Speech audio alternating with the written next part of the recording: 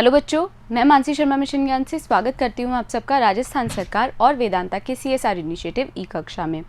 बच्चों, आज हम एक नया चैप्टर शुरू कर रहे हैं और इस नए चैप्टर का नाम है अ मैन्स ट्रू सन, एक व्यक्ति का सच्चा बेटा। चलो बच्चों, करते हैं इस चैप्टर के पहले भाग की शुरुआत। There was a great feast being held in the house of a certain gentleman। एक बहुत बड़ा भोज हो रहा था। हेल्ड मतलब हो रहा था, और फीस्ट क्या होता है? फीस्ट यानी कि भोज या फिर दावत। तो एक बहुत बड़ी दावत हो रही थी, एक बहुत बड़ा भोज हो रहा था एक घर में, किसी जेंटलमैन के यहाँ, किसी सज्जन के यहाँ। इट वॉज हिज बर्थडे, वो था इस सज्जन का जन्मदिन। And many of his relations had come from far and near to greet him and bring him gifts। और उसके बहुत सारे relations यानी रिश्तेदार आए थे from far and near, जो दूर के थे, पास के थे, हर जगह से उसके रिश्तेदार आए थे to greet him, उसका अभिवादन करने, and bring him gifts, और लेके आए थे उनके लिए तोहफे। He entertained his guests। उन्होंने क्या किया? उस सज्जन ने अतिथियों का क्या किया? एंटरटेन किया, सत्कार किया। It was his duty to look after them well. क्यों किया भाई?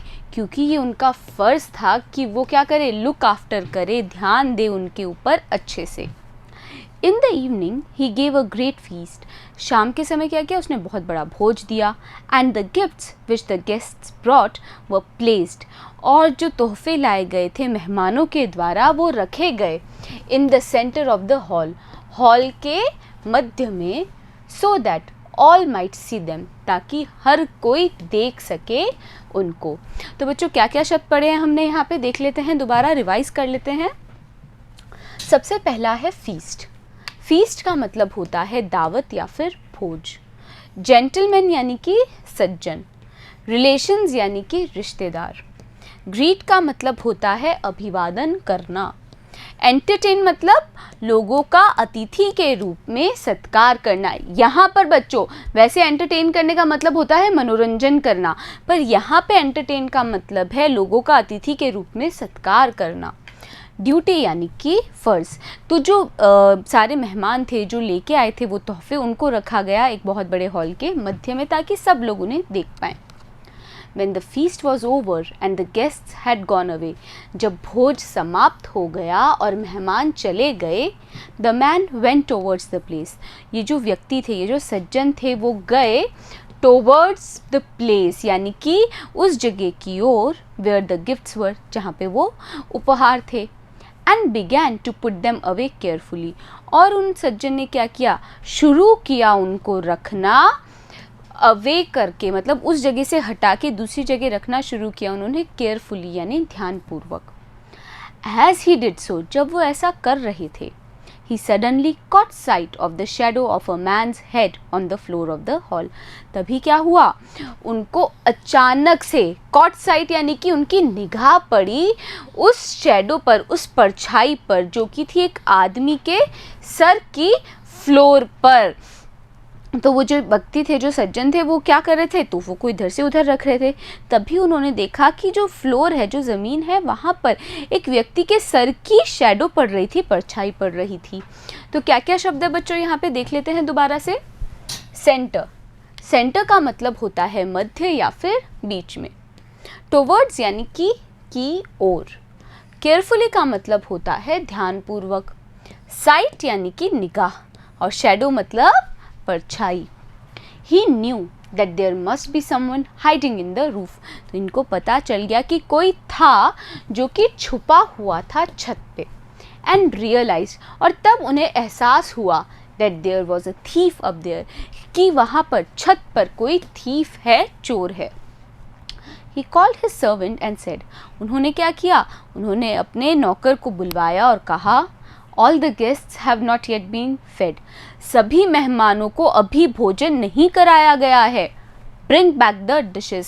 जो सारे व्यंजन हैं वो वापस लेके आओ। The servant did as he was told। उस नौकर ने वही किया जैसा कि उसको कहा गया था। He brought back several dishes। वो वापस लाया कई dishes, कई व्यंजन, and waited for his master to tell him। और वो क्या करने लगा?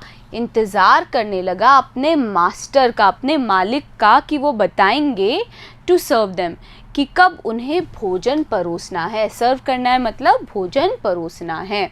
तो क्या क्या शब्द है बच्चों यहाँ पे देखिए, हम दोबारा साथ में रिवाइज करने वाले हैं। हाइडिंग, हाइडिंग का मतलब होता है छुपा। रियलाइज्ड, रियलाइज्ड का मतलब होता है महसूस किया या फिर एहसास हुआ। थीफ यानी कि चोर। ब्रॉड बैक यानी कि वापस लाया। सेवरल यानी कई या फिर अनेक। वेटेड मतलब प्रतीक्षा की। But the man told him to leave them and go, पर ये जो सज्जन थे उन्होंने अपने नौकर को बोला कि वो सारे व्यंजन छोड़ दें और चले जाए। As he wished to be alone, क्योंकि सज्जन ने क्या कहा कि उनकी कामना है, इच्छा है कि वो अकेले रहें। Then he looked up at the man who was hiding in the roof, और तब इस सज्जन ने उस व्यक्ति को देखा जो कि छत पे छुपा हुआ था, and said, और ये बोले, It's good for you to come to my house on my birthday, ये आपके लिए बहुत अच्छा है कि आप मेरे जन्मदिन पर मेरे घर आए हैं। I thought that all the guests had left, मैंने तो सोचा कि सभी जो मेहमान हैं वो चले गए। But you have not been served, पर आपको अभी भी भोजन नहीं कराया गया। Please come and share this humble meal with me, और क्या बोले ये सज्जन कि आप नीचे आ जाएं और मेरे साथ शेयर करें ये साधारण सा भोजन। The thief was very much afraid, ये जो चोर था बहुत ज़्यादा भयभीत हुआ था। As he climbed down from his hiding place, जब उसने climb down किया यानी कि वो नीचे उतरा अपने छिपने की जगह से। क्या क्या शब्द है बच्चों यहाँ पे देखिए, हम दोबारा रिवाइज करेंगे। सबसे पहला है सर्व। सर्व का मतलब होता है भोजन परोसना। विश्ड यानी कि कामना। अलोन यानी कि अकेला।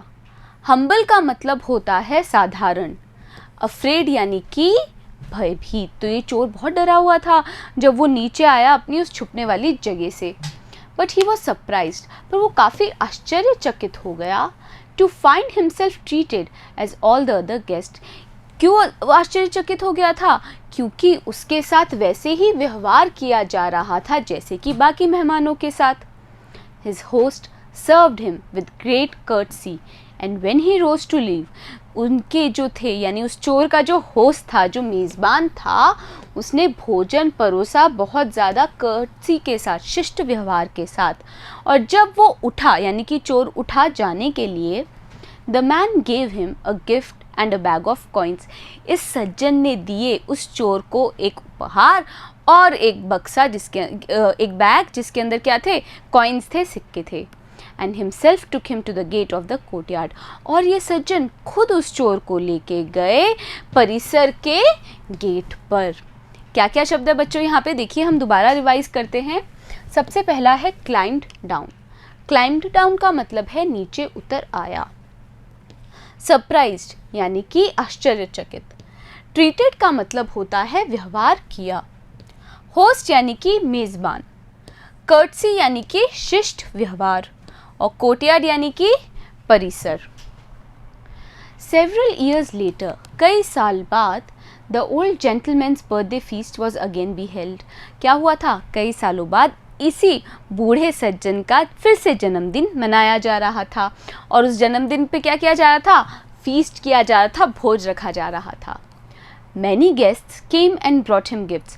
कई मेहमान आए और लेके आए इनके लिए उपहार। And as he was greatly loved, और चूँकि इनको क्या था? greatly loved थे ये इनको अत्यंत प्रेम किया जाता था। Some of the gifts were beautiful. कुछ जो उपहार थे वो क्या थे? खूबसूरत थे। Towards the end of the evening, a stranger came. जब शाम का अंत होने वाला था तब एक अजनबी आया, bringing a small box for the old man. इन बूढ़े सज्जन के लिए एक छोटा सा बक्सा लेकर। He refused to tell, और उस व्यक्ति ने, उस अजनबी ने इनकार कर दिया बताने के लिए his name, अपना नाम। तो बच्चों पहले हम देखते हैं क्या क्या शब्द हैं यहाँ पे। सबसे पहले है greatly। greatly का मतलब होता है अत्यंत। beautiful यानी कि खूबसूरत। stranger का मतलब होता है अजनबी। refused मतलब मना किया, तो इस अजनबी ने मना कर दिया अपना नाम बताने से। but asked, और उसने क्या बोला? If he could see the old man himself, कि क्या वो मिल सकता है इन बूढ़े सज्जन से खुद। When the old man opened the box, जब इन बूढ़े सज्जन ने खोला वो बक्सा, he found inside it a precious pearl, उन्होंने क्या पाया कि उस बक्से के अंदर एक कीमती पर्ल है, मोती है, worth a great deal of money, जो कि जिस पे क्या लगे होंगे, great deal of money, यानी कि बहुत अधिक पैसे लगे होंगे। He told his servant, उन्होंने, उन बूढ़े सज्जन ने अपने नौकर को बोला, to bring the stranger immediately, कि उस अजनबी को तुरंत ही लाया जाए। क्या क्या शब्द है यहाँ पे बच्चों, देखिए। सबसे पहला है प्रेशियस। प्रेशियस का मतलब होता है बहुत कीमती। पर्ल यानी कि मोती। ग्रेट डील मतलब बहुत अधिक। इमीडिएटली मतलब तुरंत। तो बच्चों एक अजनबी आ गया है इस बूढ़े सज्जन के घर में और ये सज्जन अब मिलना चाहते हैं उससे। जानेंगे कि ये व्यक्ति, ये अजनबी कौन है, लेकिन अगले वीडियो में। बने रहिएगा मेरे साथ, मिलते हैं अगले वीडियो में।